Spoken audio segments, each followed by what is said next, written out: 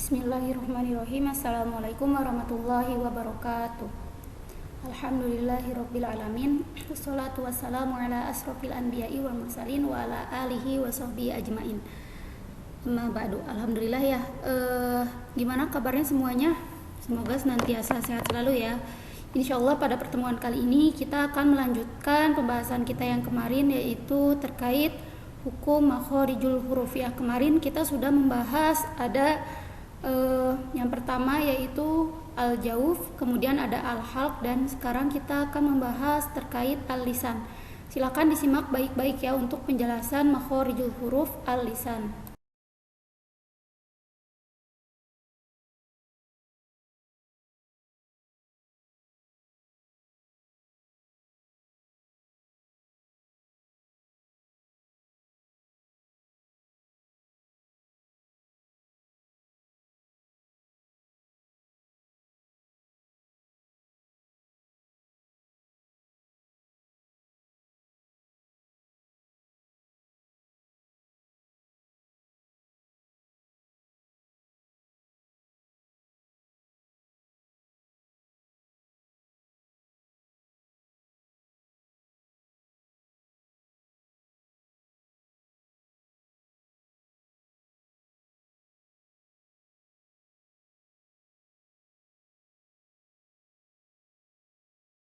Nah, di sini sudah ada terkait bagan al-lisan atau lidah ya. Jadi al-lisan sendiri itu artinya ya, adalah lidah ya.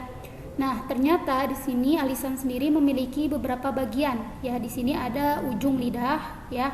Kemudian ada tepi lidah, kemudian ada tengah lidah dan juga pangkal lidah ya. Diperhatikan baik-baik untuk gambar lidah berikut. Kemudian ternyata di sini makhorijul huruf dari al-lisan ini terdapat 10 makhorijul huruf khusus ya. Kalau kemarin kita sudah membahas al-halq, itu dia punya 3 makhorijul huruf khusus ya. Yang pertama ada tenggorokan bagian atas atau disebut juga dengan adnal halq, kemudian tenggorokan bagian tengah, wasatul halq, dan tenggorokan paling bawah yaitu aqsal halq ya. Di sini ternyata al-lisan itu memiliki 10 makhorijul huruf khusus, dan di dalamnya keluar 18 huruf ya. Cukup banyak ya dari al-lisan ini. Nah, kemudian nantinya kalian akan mempelajari huruf-huruf mana saja sih yang keluar dari pangkal lidah, tengah lidah, tepi lidah, dan juga ujung lidah ya. Oke. Nah, di sini sudah ada al-lisan yaitu makhorijul huruf qaf ya. Jadi makhorijul huruf qaf ini dia keluarnya dari bagian pangkal lidah bertemu dengan langit-langit atas dekat dengan al-luha, berada di langit-langit yang lunak. Jadi qaf ini dia itu makhrajnya dari pangkal lidah yang tadi ya sudah kita bahas, di bagian lidah di paling belakang, kemudian bertemu dengan langit-langit atas yang bagian yang lunak ya. Jadi langit-langit atas itu ada yang bagian kerasnya dan juga ada bagian yang lunak. Nah, kemudian dekat dengan al-luha. Al-luha itu apa sih? Al-luha itu adalah, kalau misalkan kita perhatikan bentuk kayak ada apa ya, sesuatu yang ngegantung deket tenggorokan kita ya. Kalau kita misalkan lagi teriak suka kelihatan. Nah, itu namanya al-luha ya. Nah, kemudian deket situ itu ada makhraj huruf qaf ya. Dan huruf qaf ini karena dia itu termasuk huruf tafhim atau huruf tebal, maka ketika kita ucapkan harus kita angkat pangkal lidah kita ya. Pangkal lidah kita nih, bagian lidah kita angkat. Contoh pengucapannya yaitu qoqiqubaqo, qoqiqubaqo ya. Dan kemudian juga huruf qaf ini ketika kita ucapkan, bibir kita tidak kita domahkan atau kita monyongkan. Jadi dia biasa saja kita ucapkannya, kecuali kalau misalkan harokatnya itu domah ya, baru kita monyongkan bibir kita. Tapi ketika harokatnya bukan domah, maka tidak perlu kita ucapkan dengan bibir kita domah seperti itu. Dan juga qaf ini dia itu karena keluarnya dari pangkal lidah atau lidah bagian belakang, jadi cara pengucapannya dia bukan yang seperti ini misalkan jadi terlalu nyeklek banget gitu ya istilahnya di tenggorokan. Jadi karena dia itu keluarnya dari al-lisan atau lidah, jadi bukan yang terlalu nah kayak gitu ya. Jadi dia biasa saja ketika kita ucapkan ya. Koki kubaku, koki kubaku, ya itu untuk makhraj huruf qaf. Kemudian yang selanjutnya ada makhrijul huruf kaf. Nah, jadi qaf sama kaf ini sebenarnya mereka berdekatan ya, sama-sama dari bagian pangkal lidah atau lidah bagian belakang. Namun bedanya kalau qaf itu ketemu dengan langit-langit yang lunak. Kalau kaf ini dia ketemunya dengan langit-langit yang keras ya. Jadi kaf ini makhrajnya di depan qaf ya, agak sedikit lebih maju dibanding qaf. Jadi kalau qaf itu belakang banget, kalau kaf itu di depannya ya. Dan dia ini termasuk huruf tarkik atau tipis ya. Jadi jangan disamakan pengucapannya dengan huruf qaf ya. Kaki kubak, kaki kubak ya. Dan dia memiliki sifat hams ya. Nanti akan kita jelaskan kembali apa itu sifat hams di pertemuan berikutnya.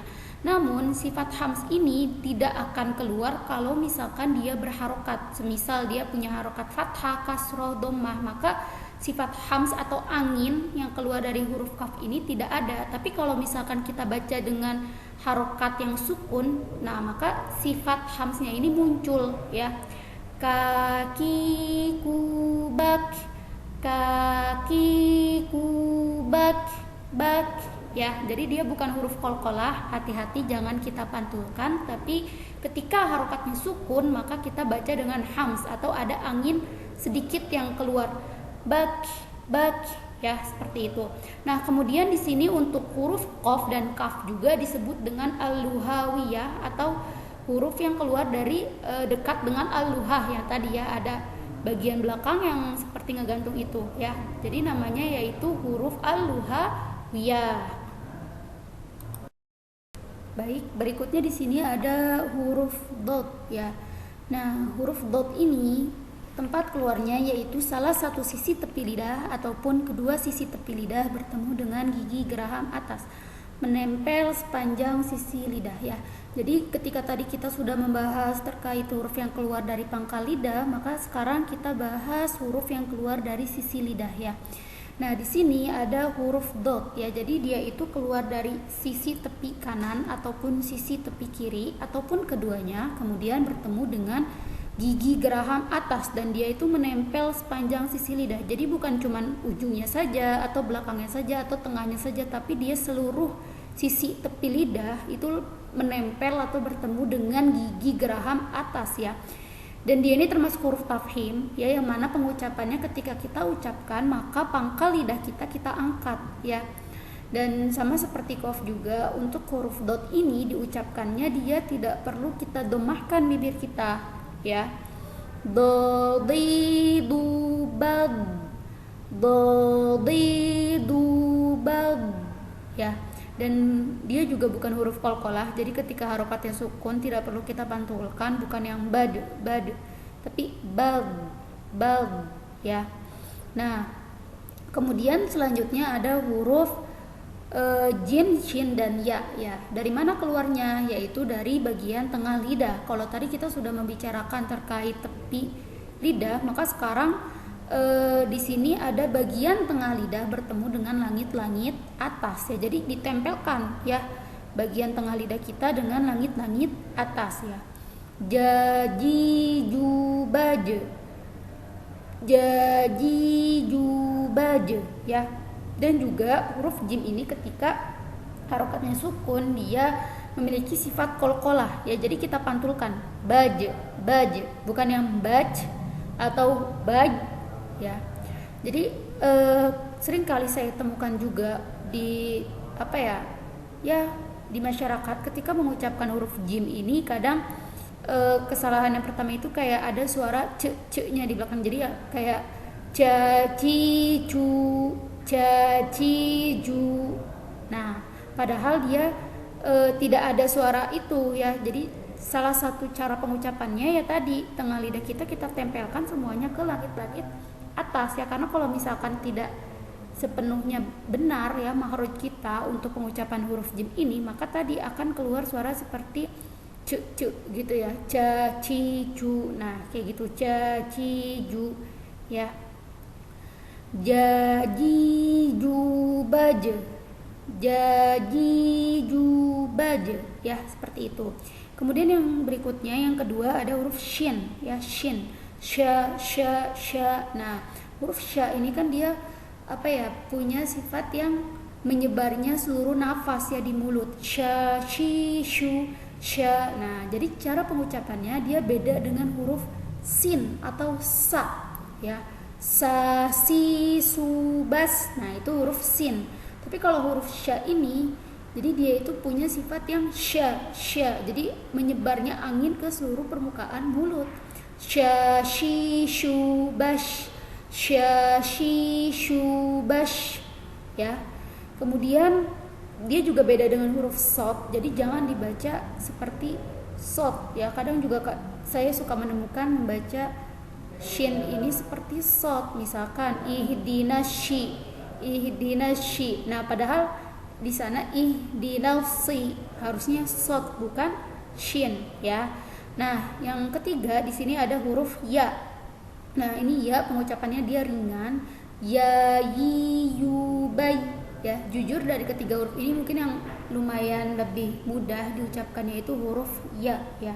Karena dia lebih ringan dibanding shin dan juga jim, ya. Ya yi yu bai, ya yi yu bai. Dan ternyata di sini ketiga huruf ini disebut juga dengan huruf asyajariyah, ya. Asyajariyah. Jadi diingat-ingat ya untuk nama lain dari tiga huruf ini biar kita nggak lupa. Misalkan nanti saya nanya gitu, huruf yang keluar dari tengah lidah disebut huruf apa? Ya tadi ya disebut dengan huruf asyajariyah. Nah seperti itu. Nah kemudian di sini ada huruf lam, ya. Makhraj huruf lam itu dari tepi lisan bagian depan bertemu dengan perbatasan gigi seri atas dan gusi. Jadi kalau tadi huruf dot itu sepanjang sisi tepi lidah, ya, bukan cuma bagian depan atau belakangnya saja, tapi kalau huruf lam ini yaitu di sisi tepi lidah bagian depan bertemu dengan perbatasan gigi seri atas dan gusi, ya. Lalilubal, lalilubal, lalilubal. Jadi kalau untuk huruf lam ini nggak sepenuhnya dari ujung lidah yang depannya, tapi dia dari sisi tepi lidah bagian depannya gitu. Jadi bukan yang ujung banget, tapi dia di sisi tepi lidah bagian depan. Kemudian kita tempelkan dengan perbatasan gigi seri atas dan gusi, ya, di atas. La, dan dia huruf tipis, tarkik, ya. Jadi jangan kita baca tebal. Terkadang juga yang sering ditemukan kekeliruan mengucapkan huruf lam ini dia seperti kita baca tebal, ya, la. Nah la, nah padahal dia la, lalilu, ya, ringan, lalilubal, ya. Nah kemudian ada di sini makhraj huruf nun, ya. Kalau huruf nun ini dia ujung lidah, nah ini baru di ujung lidahnya, ya. Jadi jangan kebalik antara lam dengan nun. Ujung lidah bertemu dengan batas gigi seri atas dan gusi. Nah ini juga sama, ya. Jadi dia bertemunya dengan perbatasan gigi seri atas dan gusi, kemudian ditempelkan, ya. Nah, naninuban,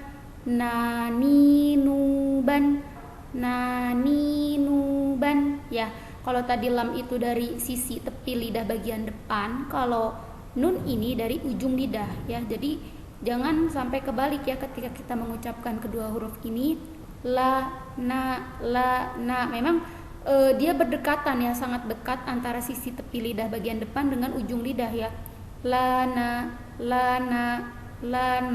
ya. Naninuban, ya, seperti itu. Nah, berikutnya di sini ada huruf ro, ya. Jadi tadi kita sudah membahas terkait huruf lam dan nun. Nah, sekarang yaitu huruf ro, makhrajnya dari ujung lidah dengan suara yang berpindah ke bagian punggung lidah bertemu dengan gusi-gusi atas.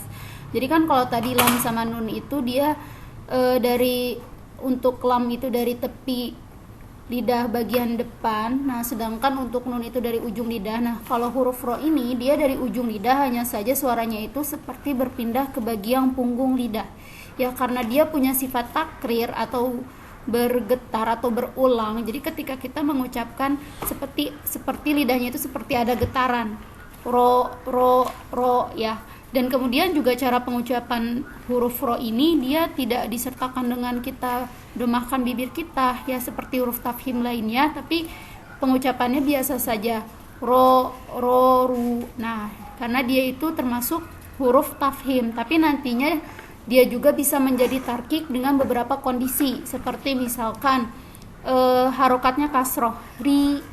Nah, maka dia menjadi tipis atau tarkik. Sedangkan ketika dia harokatnya fathah atau dhammah, maka dia menjadi tafhim atau tebal ya. Misalkan contohnya yang tipis di surat Al-Muddatsir, ya ayyuhal muddatsir. Nah, di sana ro ini dibacanya tipis karena sebelum dia harokatnya sukun atau sebelum kita wakofkan itu ada huruf yang harokatnya kasroh, fir. Jadi dia dibacanya tipis ya. Kemudian ketika kita dibacanya tebal, yaitu ketika harokatnya tadi ya ada fathah, dhammah ataupun harokatnya itu sukun tapi sebelumnya didahului dengan huruf hijaiyah yang harokatnya fathah ataupun dhammah. Misalkan masih di surat Al-Muddatsir, la tubqi wa la tazaru. La tubqi wa la tazaru ya. Jadi dan juga bukan dibaca kayak misalkan baur. Kadang kekeliruan yang sering kita lakukan itu dia dibacanya kayak huruf waw, baur. Nah, padahal enggak seperti itu ya. Rori ru baru. Rori ru baru ya. Nah, kemudian tadi ya huruf nun, lam dan juga ro ini disebut juga dengan huruf az-zalki ya, karena mereka itu makhrajnya masih berdekatan, yaitu di dekat tepi lidah dan juga ujung lidah ya. Kemudian berikutnya di sini ada huruf ta, da dan juga huruf to ya. Nah, makhrajnya yaitu dari ujung lidah bertemu dengan pangkal gigi seri atas dengan penekanan dan dekat dengan langit-langit atas ya. Nah, di sini ada huruf ta, da dan juga huruf to ya. Nah, tadi kita sudah membahas terkait huruf ro. Nah, sedangkan untuk ta dan juga huruf to ini dia itu dari ujung lidah ya, tadi ujung lidah kemudian bertemu dengan pangkal gigi seri atas ya. Jadi dia ketemunya dengan gigi seri atas di belakang ya dengan penekanan ya. Jadi dia juga ada sedikit dekat dengan langit-langit atas ya. Tati tu bat. Nah, kemudian juga sama seperti huruf kaf. Jadi huruf ta ini juga punya sifat hams ya. Jadi ada suara angin sedikit. Hanya saja sifat hams ini hanya ada ketika harokatnya sukun. Jadi kalau misalkan harokatnya itu fathah, kasroh ataupun dhammah, maka sifat hams ini tidak dibaca atau tidak ada seperti itu ya. Tati tubat bat ya. Kemudian yang kedua tadi ada huruf dal ya. Dadi du bad ya. Ini juga sama seperti ta, makhrajnya masih satu, hanya saja untuk huruf dal ini dia punya sifat qalqalah. Jadi kalau misalkan kita baca dalam harokat sukun, maka cara bacanya itu kita pantulkan. Dadi du bad ya. Nah, kemudian yang terakhir itu ada huruf to ya. Beda dengan ta dan juga da, huruf to ini dia huruf tafhim atau punya sifat tebal ya. Jadi ketika kita ucapkan maka kita angkat pangkal lidah kita. To ti tu ba to. To ti tu ba to ya. Dan juga sama seperti huruf tafhim yang lainnya, ketika kita ucapkan bibir kita tidak perlu kita domahkan kecuali hanya yang harokatnya domah. Kemudian juga ketika harokatnya sukun dia punya sifat qalqalah sama seperti huruf dal, maka cara pengucapannya yaitu dengan kita pantulkan to ti tu ba to ti tu ba to ya. Nah, dan huruf-huruf ini dinamakan juga dengan an-nata'iyah ya. Huruf ta, da, dan juga to memiliki julukan huruf an-nata'iyah. Kemudian yang terakhir di sini ada huruf sa, zal, dan juga dho ya. Nah, makhraj ketiga huruf ini yaitu dari bagian ujung lidah bertemu dengan ujung gigi seri atas ya. Jadi dia itu ujung lidahnya sedikit dikeluarkan, kemudian sedikit digigit karena dia bertemu dengan ujung gigi seri atas ya. Za, zi, zu, baz, za, zi, zu, baz ya. Kemudian di sini ada huruf sa, si, su, bas, sa, si, su, bas ya. Dan yang terakhir ada huruf zo. Nah, untuk huruf zo ini dia huruf tafhim, jadi kita bacanya dengan diangkat pangkal lidah kita. Zo, zil, zu, baz, zo, zil, zu, baz, baz ya. Bedakan dengan zal dan juga zo. Jadi kalau huruf zal itu huruf tipis atau huruf tarkib, maka kalau huruf zo ini dia huruf tafhim ya. Baz, baz, baz, baz ya. Jadi beda, jangan kita ucapkan dengan sama. Kemudian ketiga huruf ini disebut juga dengan huruf al-lasawiyah ya. Kemudian yang terakhir ada huruf zai, sin, dan juga huruf sod ya. Nah, ini makhrajnya ujung lidah bertemu dengan di antara gigi seri atas dan bawah dengan meninggalkan sedikit celah antara ujung lidah dengan gigi seri atas dan bawah tersebut. Jadi ini ujung lidah ya. Ujung lidah kita itu bertemu dengan antara gigi seri atas dan juga gigi seri bawah ya. Jadi ada sedikit celah. Za, zi, zu, baz, za, zi, zu, baz ya. Kemudian juga di sini ada sin, sa, si, su, bas, sa, si, su, bas. Nah, kemudian yang terakhir ada sod ya. Untuk huruf sod, karena dia huruf tafhim, jadi kita angkat pangkal lidah kita. So, si, su, bas, so, si, su, bas, so, si, su, bas ya, seperti itu. Untuk huruf-huruf yang keluar dari ujung lidah bertemu dengan antara gigi seri atas dan juga gigi seri bawah. Mungkin cukup sekian yang bisa saya sampaikan. Semoga apa yang disampaikan bisa dipahami dan juga dipraktekkan. Jazakumullah khairan wa barakallahu fikum. Wassalamualaikum warahmatullahi wabarakatuh.